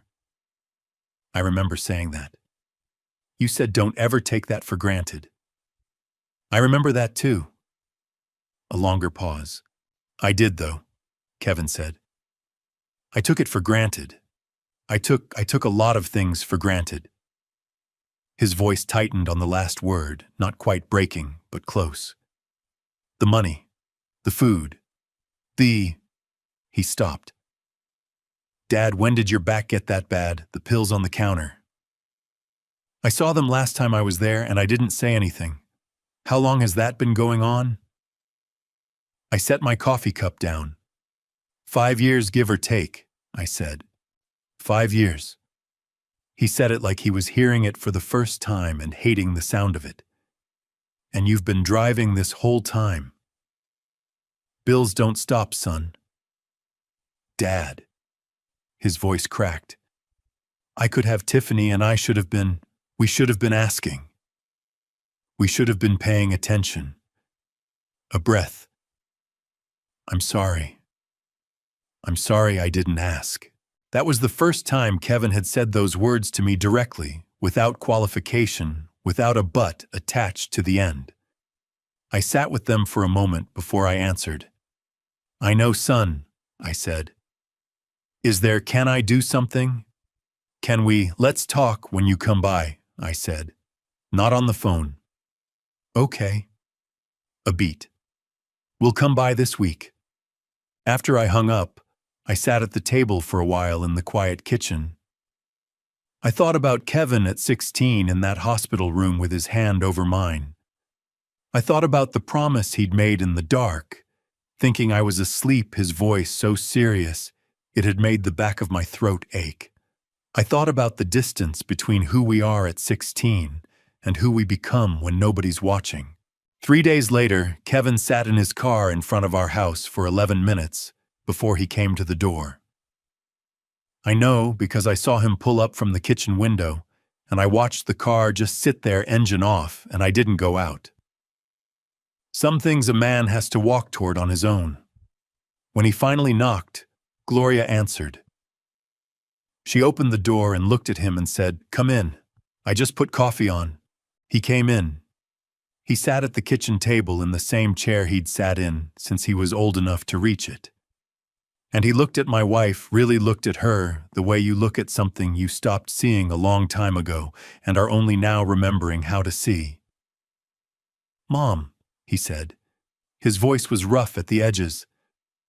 "I owe you an apology. A real one." Gloria poured 2 cups and set one in front of him. She sat down across from him and folded her hands around her mug. "Then give me one," she said. "I'm listening." Kevin took a breath. "I let Tiffany push you into something that wasn't fair. I knew the list was too much. I saw it and I didn't say anything. I looked at my phone instead of looking at you." He pressed his lips together hard for a moment. "And I walked out of that yard and I didn't even turn around." Gloria didn't respond right away. She looked at her son across the table the way she looks at something she's decided to keep. "Kevin," she said finally, "you know what I put at your end of the table that day?" He shook his head. "The tomato soup," she said. "The one from when you were sick. I made it without thinking. Just put it there, near your seat." She looked at her coffee. That's what 28 years of loving somebody does. It becomes automatic. You don't turn it off just because someone disappoints you. Kevin's eyes were bright and wet. His jaw was working. "I don't deserve that," he said. "No," Gloria said. "You don't. But you're going to do better. And I'm going to keep making the soup until you do." She picked up her mug. "Now drink your coffee before it gets cold." Kevin reached across the table and covered his mother's hand with his. His shoulders dropped, all the tension of 4 weeks running down and out of him in one slow exhale. That evening on the drive home, he called Tiffany. "We need to go see my parents," he said. "Not to argue, to fix this." Tiffany was quiet on her end for a moment. Then she said, "I know. I've been thinking the same thing." I have driven people home from airports, hospitals, courthouses, and funerals. I have driven people home from weddings where something went wrong and graduations where everything went right. In 20 years behind the wheel, I have learned that the ride home is almost never the same distance as the ride out. Emotionally speaking, the miles are the same. The wait is different. When Kevin called to say they were coming over, I told him fine and hung up and went back to my coffee. I didn't clean the house. I didn't bake anything. I just let the afternoon be what it was going to be. What I didn't know until later was that Tiffany had made a stop first. Gloria told me that evening after Kevin and Tiffany had gone home and the house had gone quiet again. She came in at 11:30, Gloria said. Sat at the corner table, the one she always used to take. What did she order? She said the usual. Gloria looked at her hands around her mug. I hadn't heard her say that in years. What did you do? I made it, brought it out. She looked up at me and said. Gloria paused. Set her mug down. She said, Mrs. Coleman, I don't know how to apologize for what I did. Gloria had put the plate down on the table. Then she had pulled out the chair across from Tiffany and sat down in it, something she almost never does during service because there is always something that needs doing in a restaurant. And sitting is the thing that waits. What did you say to her? I asked. Gloria was quiet for a moment. I said, Tiffany, you used to come in here 3 times a week when you were 27 years old, and you always ordered the same thing, and you always said thank you when I brought it. I remembered you before you were my daughter-in-law. I liked you before you were my daughter-in-law. She picked up her mug again. And then I said, I need you to be that person again, because that person I can work with. What did she say? She cried. Gloria said simply. And then she ate her lunch. I sat with that for a while. They arrived at our house at 3:15. Kevin's car pulled up, and I watched from the kitchen window. Neither of them got out right away. They sat in the car for almost 4 minutes. I could see Kevin's hands on the steering wheel not moving. Whatever they said to each other in that car was theirs. I didn't need to know it. When they came to the door, Kevin knocked. He hadn't knocked on this door since he was 17 and had lost his key. Tiffany stood half a step behind him, her hands in her jacket pockets, her chin level but her eyes doing something complicated. I opened the door. I didn't say anything. I just opened it wider and stepped back, and they came in. Kevin sat at the kitchen table. The same chair he'd sat in every day of his childhood, so deep in muscle memory that he didn't even look for it, just went there. He looked at his hands on the table for a moment, then looked up at me. Dad, he said. I don't know how to say this right. I pulled out the chair across from him and sat down. Then don't say it right, I said. Just say it. Kevin took a breath. His jaw worked once. Then he said, I'm sorry. What we did was wrong. I knew that list was too much, and I didn't say anything. I stood in your kitchen, and I looked at my phone. I walked out of that yard without turning around. His voice tightened. That was wrong. All of it. I'm sorry, Dad. Tiffany sat down in the chair beside him. She looked at the table, then at me. Her eyes were red at the edges, the specific red of someone who has been doing a lot of thinking in private. I owe you an apology too, Hank, she said. And I owe Gloria a bigger one than I know how to put into words right now. She pressed her lips together. What I did with that list, I knew it was too much. I knew the timing was wrong. I told myself it was fine, that she could handle it. Her voice dropped. I told myself a lot of things that weren't true. The kitchen was quiet. I looked at my son and my daughter-in-law sitting at my table, Kevin with his hands flat on the surface, Tiffany with hers folded in her lap, and I thought about the 48 hours that had preceded this moment. The list, the night, the burn, the foil that nobody lifted, the yard full of strangers who had come because they read 4 paragraphs on a phone. I stood up, went to the cabinet and took out 2 glasses and filled them with water from the tap and set one in front of each of them. "Your mother's at the restaurant," I said. "She gets off at 4. Kevin looked at the glass. Will she want to see us?" "She's your mother," I said. "She'll want to see you." Tiffany reached across and touched Kevin's arm. He put his hand over hers. At 4 o'clock exactly, I heard Gloria's car in the driveway. I watched from the kitchen doorway as she came up the walk, her keys in her hand, her restaurant bag over one shoulder. She saw Kevin's car before she reached the porch. She stopped walking for just a moment, 1 full second, maybe 2, looking at that car the way you look at something you've been hoping for and aren't quite ready to believe is real.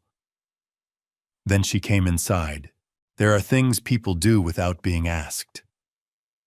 After everything, the party, the post, the calls, the apologies, the slow weeks of rebuilding it, was the unasked things that counted most.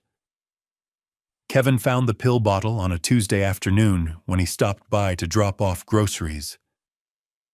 I heard him in the kitchen, heard the sound of someone picking something up and reading the label. I came in, and he was holding the ibuprofen. Prescription strength, 800 milligrams, the bottle I picked up at the Walgreens on 63rd every 4 weeks. He looked at the bottle, then at me. "Dad, how long has your back been this bad?" I got a glass of water, shook out 2 pills, swallowed them. "Long enough, son." "That's not an answer." 5 years, I said. "Give or take." He set the bottle down carefully. 5 years, he said. "And you've been driving. The mortgage doesn't wait, Kevin." "Dad." His voice had an edge, not anger at me, something turned inward. "You should have told me." "Would it have changed anything?" I asked, not unkindly, just honestly. He didn't answer, which was its own answer. "I want to make an appointment," he said. "A real back specialist. I'll pay for it." "Kevin, I'm not asking," he said. "I'm telling you, Tuesday morning.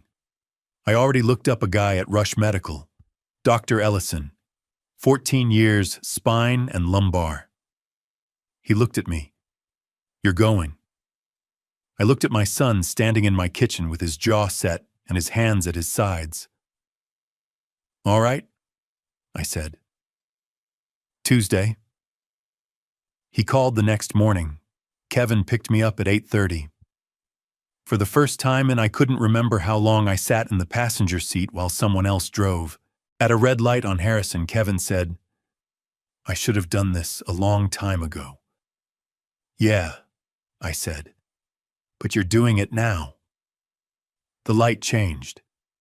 He drove. Dr. Ellison was methodical, the kind of doctor who waits for you to actually understand before moving on. He reviewed the imaging pressed along my lumbar, then sat down across from me. "Mr. Coleman, you have significant degenerative disc disease at L4 to L5 and L5 to S1. Prolonged sitting in a fixed position over many years. You can manage this with physical therapy and medication, but continued long-haul driving is going to make this worse. Significantly worse." Kevin leaned forward from the chair along the wall. "How much reduced?" he asked. "It's like ideally none," the doctor said. "Short trips only. No more than 30 minutes at a stretch." He looked at me. "How many hours a day are you currently driving?" 8 to 10, I said. "Some days more. That needs to stop." On the drive home, Kevin was quiet for a long time. Then, "Dad, let me take care of you and Mom for a while." "Kevin, you drove 14-hour days during COVID so Mom's restaurant didn't close." You've been sending me $800 a month for 3 years while your back got worse, and you never said a word." His voice was steady, but something underneath it wasn't. "Let me do something. Please." That evening, Gloria put coffee in front of me and sat across the table. "Well," she said, "doctor says I need to stop the long shifts. Degenerative disc disease, L4 to L5, L5 to S1. She nodded once like she'd been waiting for someone official to confirm what she already knew. "And Kevin, he wants to help," I said. "For real this time." She looked at her coffee. "Glow," I said. "I think it's time." She looked up. Her eyes were steady and warm and very tired in the way that good things feel tired after a long road. "Past time, Hank," she said. I picked up my phone, opened the Uber driver app. 20 years of pickups and drop-offs and strangers in my back seat and the city going past the windows at every hour of the day and night. I pressed deactivate. The following Saturday, Tiffany showed up at Gloria's corner at 5:55, earlier than Kayla on her first day. Gloria handed her a cloth and pointed at the tables. "Start at the window end. Work your way back." "Like this?" Tiffany asked. "Circular motion, gets the edges." She worked without stopping. At the end of the shift, Gloria took a clean apron from the hook by the kitchen door and held it out. "Same time next week if you want," Gloria said. Tiffany took it with both hands. "I'll be here," she said. That evening, Tiffany came by the house with a pot, set it on my counter, lifted the lid. Tomato soup, slightly thin, a little pale. "I made it myself," she said. "I know it's probably not." I got a bowl, ladled some out, sat down and ate. Under-seasoned. Canned tomatoes not cooked down long enough. Not a great soup by any measure. I ate the whole bowl. "Thank you, Tiffany," I said. She looked at me across the table. Something in her face, the tension that had been there since the day of the party, eased by one small degree. It was the first time I had said her name without anything attached to it. No history writing behind it. Just her name. It was enough. Gloria has been cooking Friday dinner for 40 years. Not because anyone asked. Not because it was scheduled. Just because Friday is the end of the week, and the end of the week deserves a real meal. She never argued that philosophy out loud. She just cooked, and the people who loved her learned to show up. That Friday, about 6 weeks after the party, she made 3 things. Tomato soup from scratch, cooked down slow with butter and fresh basil until the kitchen smelled like something your body remembers before your brain does. Roast chicken with garlic and lemon, the skin crisped the way I like it. Sourdough bread sliced thick run under the broiler until the edges caught. 3 things. No occasion. Just dinner. Kevin came through the front door first, still in his work clothes. Without breaking stride, he went to the kitchen, found the bread knife in the same drawer it has lived in for 30 years, and started slicing before anyone said a word. "Need anything else out here, Mom?" he called. "Butter's in the door of the fridge," Gloria called back. "The good kind, not the spread." "Got it." Tiffany came in behind him carrying a covered ceramic dish. I made rice," she said, setting it on the counter. "Nobody asked for it. I just didn't want to come empty-handed." Gloria looked at the rice, then at Tiffany. "Back burner," she said. "Low heat. Keep the lid on." Tiffany found the right knob on the first try. She'd been in this kitchen enough times in the past weeks to know the stove. She adjusted the lid and stepped back, and for a moment, the two of them stood side by side at Gloria's stove, and it was the most ordinary thing in the world. Kayla arrived 7 minutes later, slightly out of breath, apron from the restaurant folded under one arm, a dish held level in both hands. "I'm not late," she announced from the doorway. "4 minutes?" Gloria said without turning around. "I was finishing something." Kayla set the dish on the counter and lifted the cloth. "I made cobbler." Gloria turned. She looked at it golden brown, slightly uneven on one side crust, not yet as uniform as it would become. She looked at it honestly, the way she looks at all work in progress. "How's the center?" she asked. "Set," Kayla said. "I checked 3 times." "Put it on the table." Kayla carried it like something irreplaceable, which it was her 3rd attempt, the first 2 ending with the smoke alarm and a slightly louder smoke alarm, and this one had come out right. We sat down. All 5 of us. Me at my end, Gloria at hers, Kevin and Tiffany on one side, Kayla on the other. The soup went around. The chicken, the bread, Tiffany's rice, which was actually quite good, though I kept that to myself. "This bread is incredible, Mom," Kevin said, reaching for another slice. "It's the same bread I've been making since before you were born," Gloria said. "I know." He looked at her across the table. "I should have said so sooner." Gloria looked at him for a moment. Then she passed him the butter. "Have another piece," she said. I watched Kevin refill Tiffany's water glass without being asked. I watched Tiffany cut the chicken the way Gloria cuts it, a habit she'd picked up somewhere in the past few weeks, without realizing it, which made it the truest version of the thing. I looked at Gloria's left hand around her soup bowl. The burn was almost gone, a faint pale line across 2 fingers, the kind that would probably fade completely by spring. She had cooked on those hands for 40 years. I thought about 38 dishes and the foil nobody lifted. I thought about 75 pairs of shoes walking across my concrete, and the father with the little girl in pigtails who drove 20 minutes because he read something on a phone. I thought about Big Earl's one sentence. I thought about the deactivate button I had pressed, and the passenger seat of Kevin's car that had felt strange and right and long overdue. I reached into my breast pocket. 2 pieces of paper. One old, the crease gone white with age. One newer, the envelope still faintly crisp. I set them both on the table next to the breadbasket where the overhead light fell on them clearly.